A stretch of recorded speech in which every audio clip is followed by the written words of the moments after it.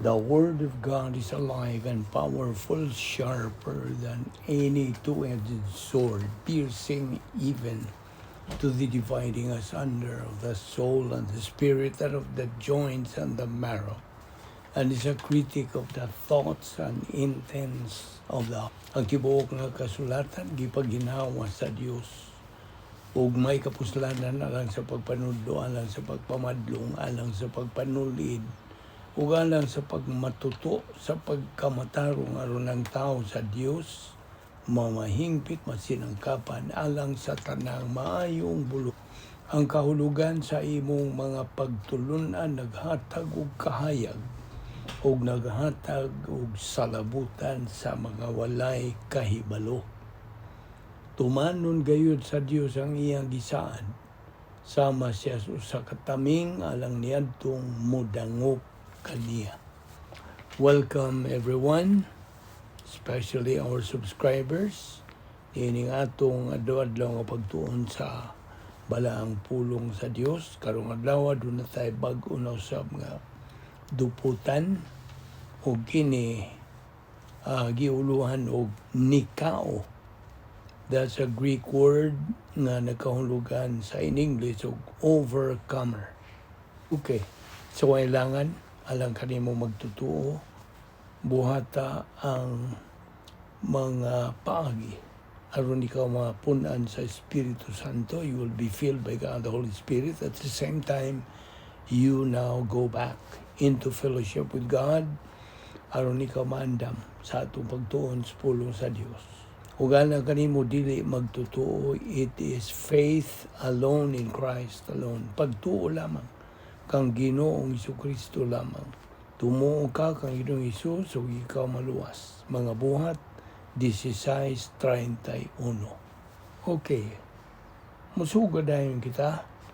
Una sa tanan, sa di pa kita mo sugod gyud sa pagdupot niini nga maong pagtulunan. Angay na itong hinumduman kadtong formula nga x plus y plus z. Ini, formula kini, unsaon na ito pagtuman sa protokol nga plano sa Diyos sa atong kinabuhi.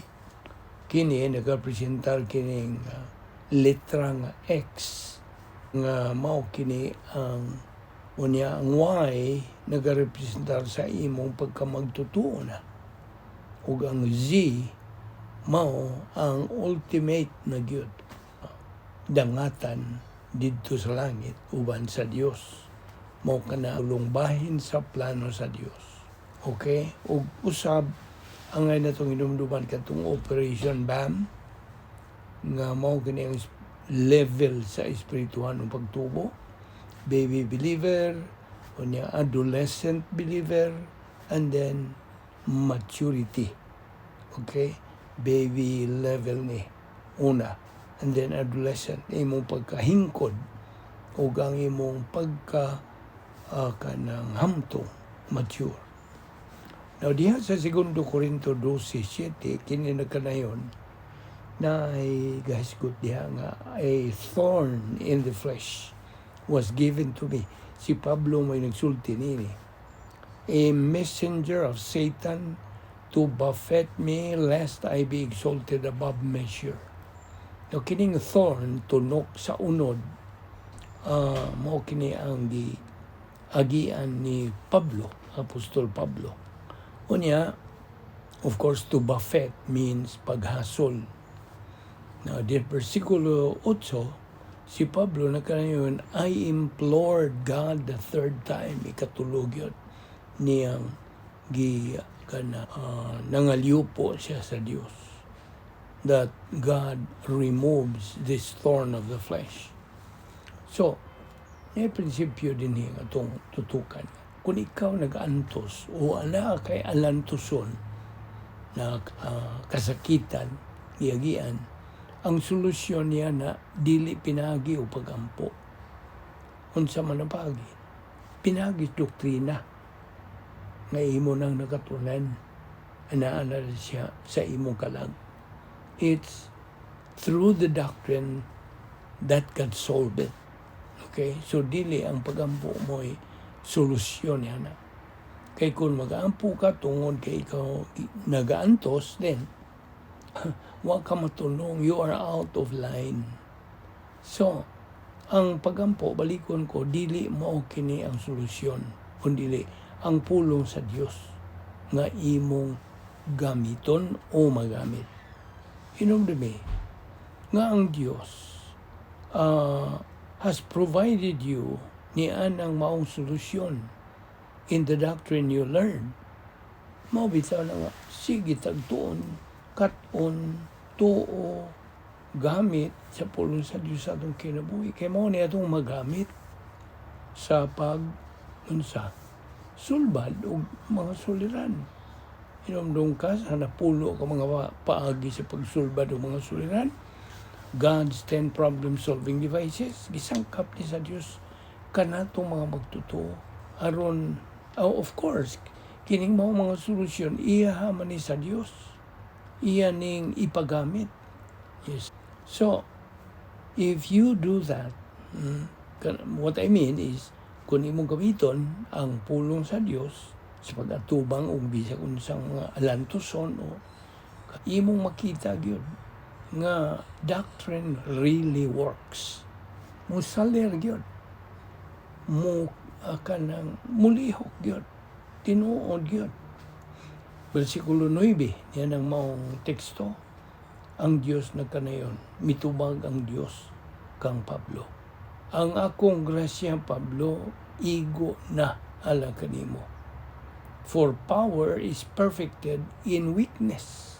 Mo kan gisultis versikulo 9. So, hinumdumi katong prinsipyo. God's solution is the absolute solution. Ang tawhanon nga kasulbaran o solusyon, dili solusyon. It's not. Manigin ang maong formula. O niya po'y prinsipyo, nagingon nga, kung sa may pangayo gyud sa pagkamatarong sa Diyos, kinsa may mutuman, ang justisya sa Diyos. What the righteousness demands, the justice of God executes. Nakaron, pamina, sa diha nga atong ikayag, we deploy ang flat line of the soul. Kaya bang napulo ka mga paagis pagsulbad o mga suliran, isangkap sa Diyos ka na to, human atong ikayag na, testingan ta sa Diyos. God is going to test us. Kaya mo, ang Diyos, buot nga kanang kita magkinabuhi o kinabuhi nga naay kahulugan, katuyuan with definition. That is what God wants us to live. A life with a purpose, meaning, and with definition. Now, sa diha nga kita mahigawas sa atong pagkigamitan sa Diyos, rebound dayon. Isugi dayon ka ng maong salangan na imong nabuhat right away, immediately. O padayon sa imong pagkinabuhing espirituanon. What I mean is, padayon sa pagkaton o dugang pang mga doktrina. Keep moving. Ayaw hunong. Never grieve and quench the Holy Spirit. Ayaw sa kita o pagna ang Espiritu Santo. Kini nga itong pagtuon karon in this current study, mo tukbil usab kita bahin sa Kristohanong pag-antos. Okay, review. Inomdom pa pagka sa declared wills of God. Pito kini, right? Pito ka mga declared wills. Okay? Gibutyang, gipadayag nga mga kabubuton sa Dios. Unsa may nagunan nini, that all people, all members of the human race, be born again. Nga matawang pag-usap. Diba nila, Juan 3:3, gawas ko ng tao, pagkatao pag-usap, di na siya magkita sa ginarihan sa Diyos. See? Unya ikaduha nga declared will sa Dios mao nga kita mabalaan. Ikatulo nga kita kontrolahon sa Espiritu Santo. Ikaupat nga kita magpasalamaton sa Dios. Unya ikalima nga kita ang mga magtotoo musalig sa lig-on nga pagsalig ngadto sa ikaunom nan mo ni it is God's declared will that all believers suffer. Kabubuto na sa Dios nga kita mo antos dili man kay tuyo na sa Dios nga ambot pasubot nga sakiton ta nga pasakitan ta unsa dili na siya ay tuyo nga muantos ang magtotoo kay na ay nagpaluyo diha sa imong pag-antos. Kung nag-antos ka, gumikan kay sumay ka na sa kabubutan sa Diyos, mao ka na ang lain nga matang sa pag-antos. Dili na pag-antos nga gidisiplina ka, dili. Pag-antos na sa pagpanalangin nimo. Ug ang ikapito, niining declared will of God, mao nga unsa, ikaw magmabungahon, be productive. Duha ka klaseng production, divine good and human good. Divine good, unsa ibot pasabot. Ang tanan bisag unsa imong buhaton nga kanang nasuod ka na sa plano sa Dios, that's divine good. Umor ka na matang sa kanang good, umayong binuhatan nga paggagantihan dito sa langit. Apan ang tawhanon nga mga mayong binuhatan dili. Kaya ka nagitandi mo na sa kahoy, kugon ug dagami nga masunog ra. Okay. So, walay makalingkawas gikan niining pag-antos sa kinabuhi. Although, kanang maong pag-antos, magkalahi lagi from every individual. So kung maghisgod ganita sa disiplina sa Dios, kini gipahamtang kini maong disiplina ngadto sa ka magtotoo aron nga ang maong magtotoo can make his spiritual momentum go faster. Paspason gyud builo. Ug mao nga ang pulong sa Dios, mao ang Yahweh niining tanan. It's the key to it all. Kay ayaw kalimot niyadtong prinsipyo. Ang tawanon nga solusyon dili solusyon. Only divine solution is the only solution. Hinumdumi. Sa diha nga atong kanang ikayag lagi ang forward line of troops, flat line of the soul, nga kining 10 problem-solving devices, pag-testingan ta sa Dios. Sulayan ta. O how strong kining atong pagsalig ganiya. You see, divine discipline, mao kini ang sum total of punitive action alang sa magtotoo nga nahigawas sa plano sa Dios. Believer who is out of line. Inumduman gyud nato nga ang Dios adunay plano alang sa tanang tao. God has a plan for mankind.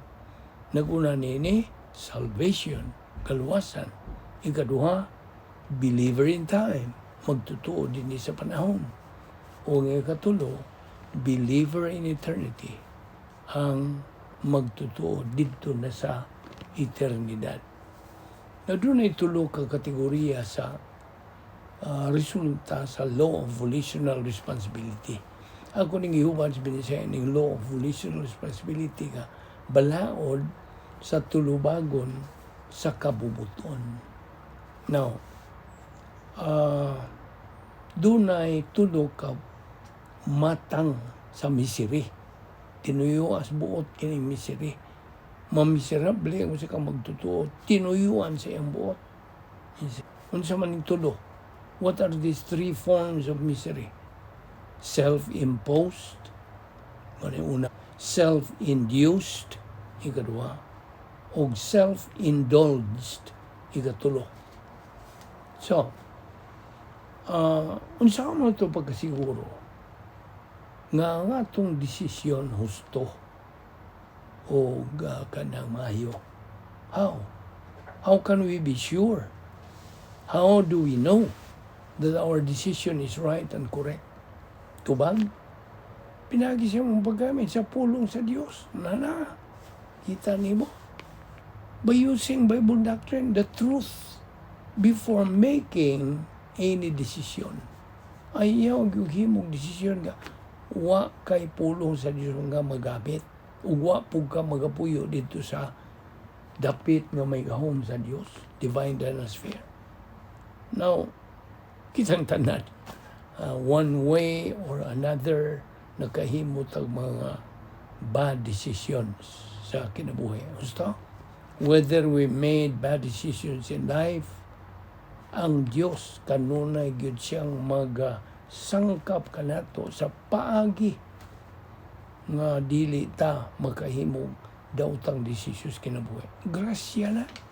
Kita nimo ang lihok sa grasya. The provisions of God cannot be overtaken by the bad decisions nga itong himuos kinabuhi. Meaning, God's divine provision is sufficient for us to use. But dili man po ulahin na ang tanan to correct our wrong decisions. Dili. Giingon na sa in English, God is just tapping His foot.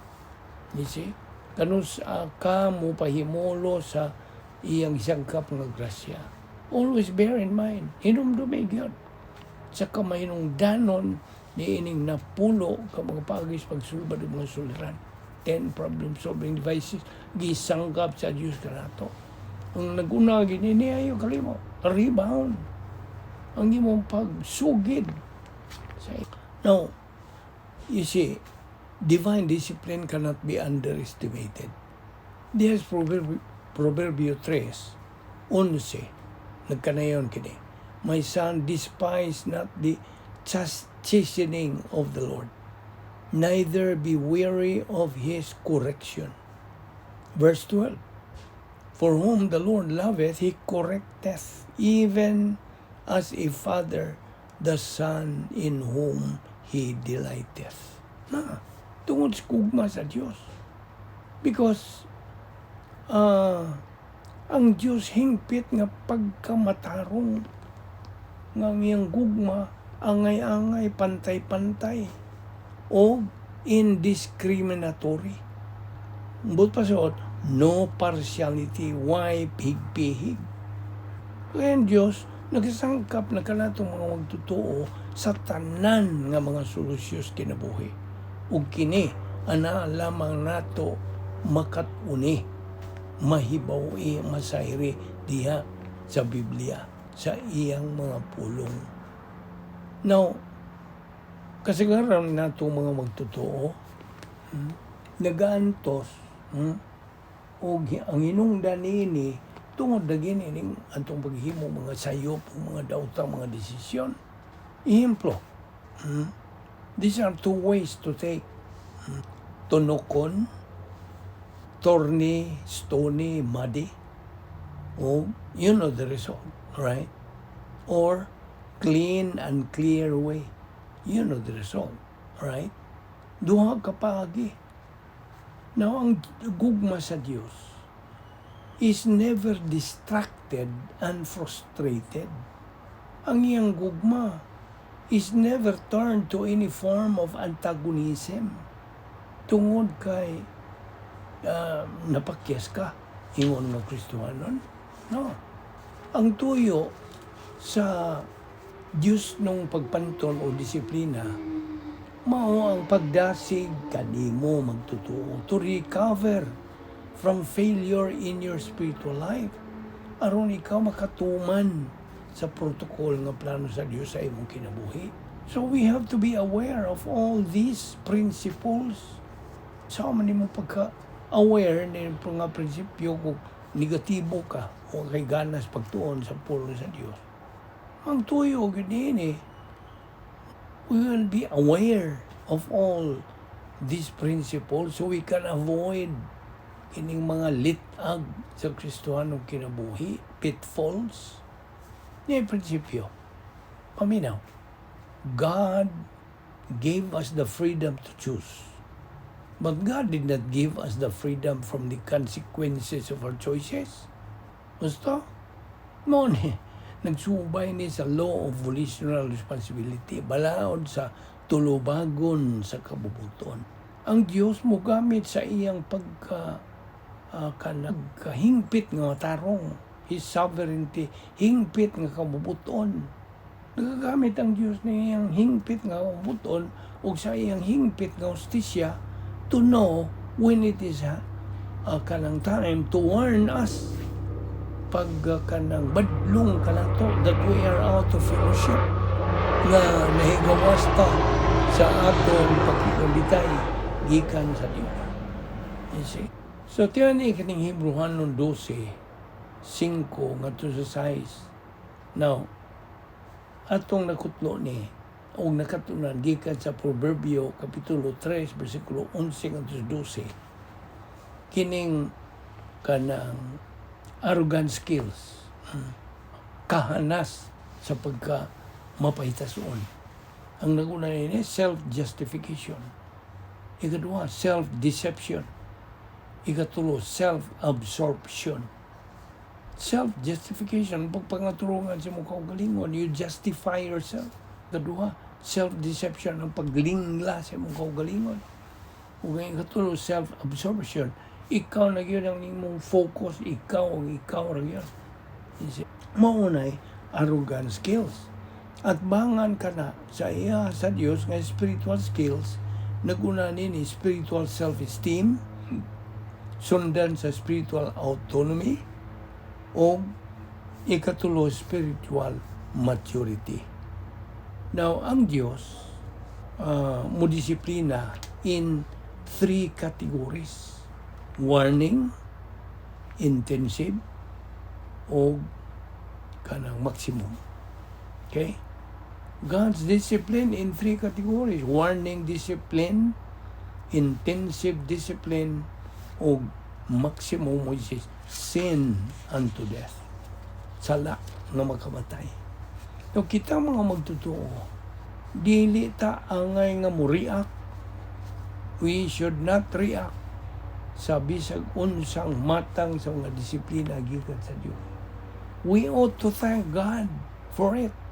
Anang sa atong kaayuhan, for our own benefit. Now, ang atong pagkamakasasala, God, man's sinfulness, dili makausab sa gugma sa Dios for man. Ang matag magtutuo, na siya iyang kaugalingon, thorn of flesh, tunok sa unod. Aron sa kanang pukaw kaniya, o pagtugan kaniya, something is wrong. And he needs to straighten out his life. Now, ang tuyo, God, sa disiplina sa Diyos, mao ang pagdasig ka natong magtutuo, to recover, to go back to fellowship, kung siya nahigawas, he's out of line. 2 John 8:9.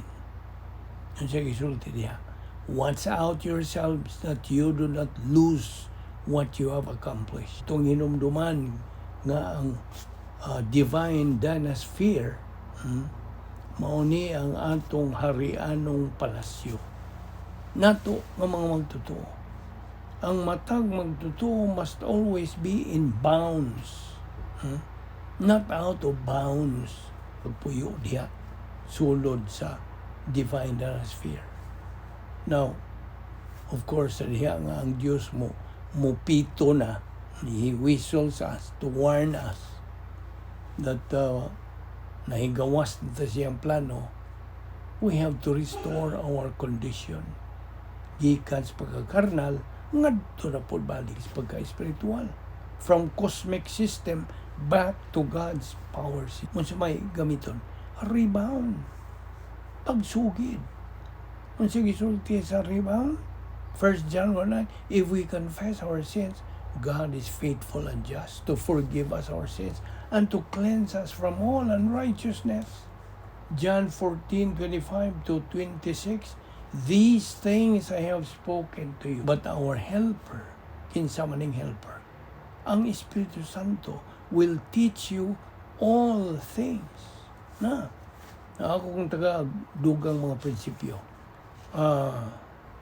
Who enlightens or makes things clear while we listen to the teaching of the pastor-teacher in a form of question.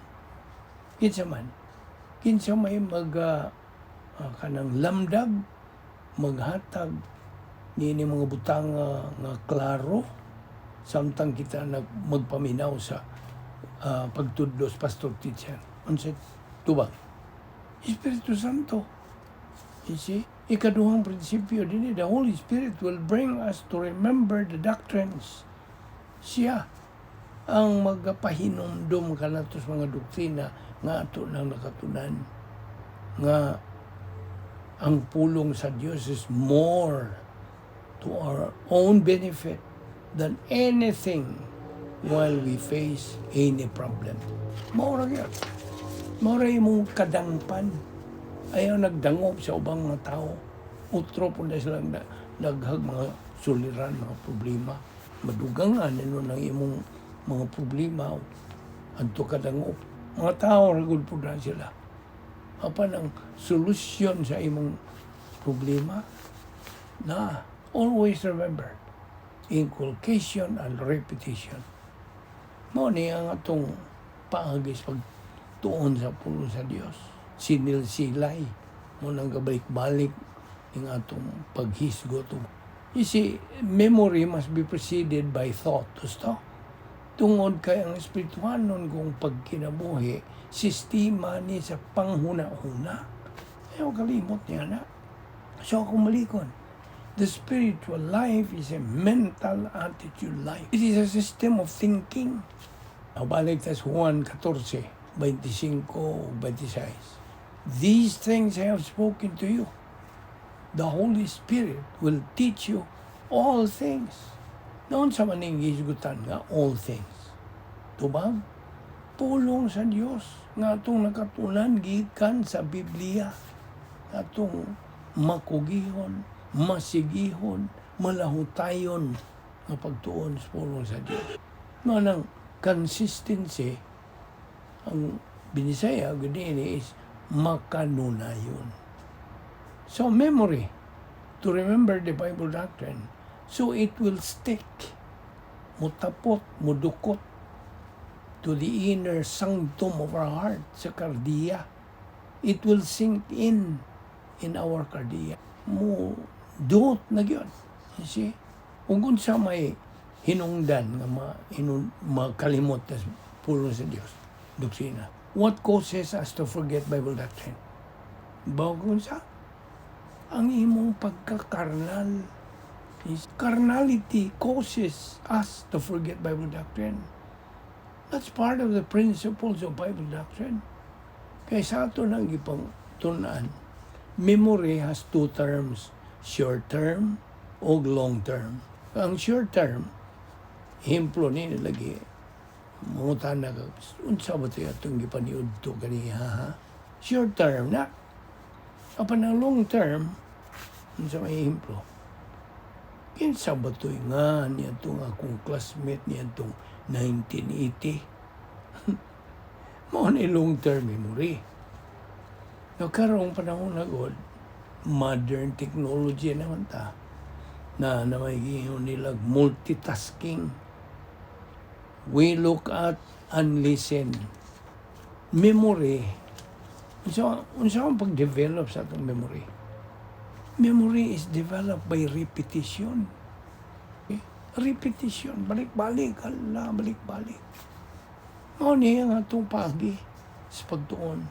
Natinga ka na kong ihimplo. Ako naman po din ihatag kaniya dito, no? Pananglitan.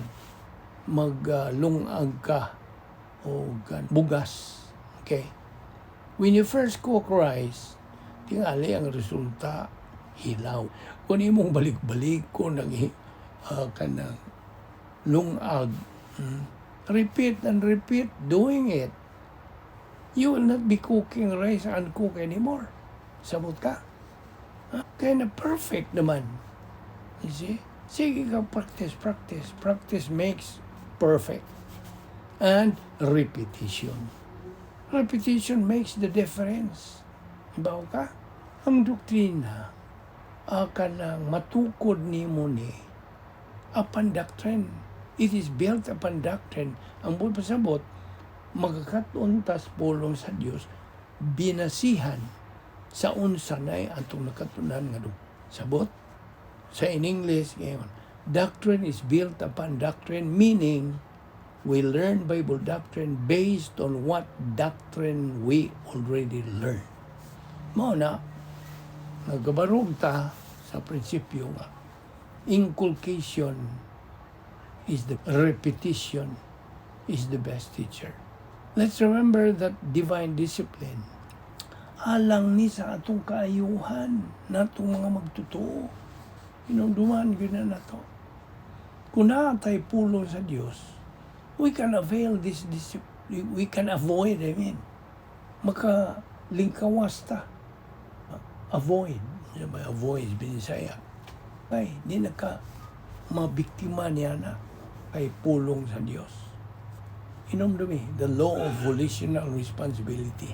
Balaod sa tulubagon sa kabubuton. Diyan nini? Sa diha nga kita mo himo sayop og daotang mga desisyon sa atong kinabuhi, God is going to bring us back to making good and right decisions by disciplining us. Disiplinahon ta aron ta mahinumdum. Pila ka tutuka ang disiplina sa Dios? 3. Warning. Pasidaan. Pasidan na na ka. 2, kanang bugat-bugat na. Intensive. 3, ang maximum na gyud. Kinabugat na. Ang involved na yun kay maximum naman, sin unto death. So, ang pulong sa Dios nagatulid, nagabadlong, etc. Busak. This is supposed to be a must sa matutuo nga makatunan o gamiton to be a winner believer. Magambot ang amahan among langit non salamat nining grace. Kinimasilsil sa among limpatakan magamit sa mga daon-daong experience. Salamat ni among Bible study pinagi sa Balbido Evangelist. Kining tanan among ipasalamatan sa ngalan ni Ginoong Jesucristo. Amen.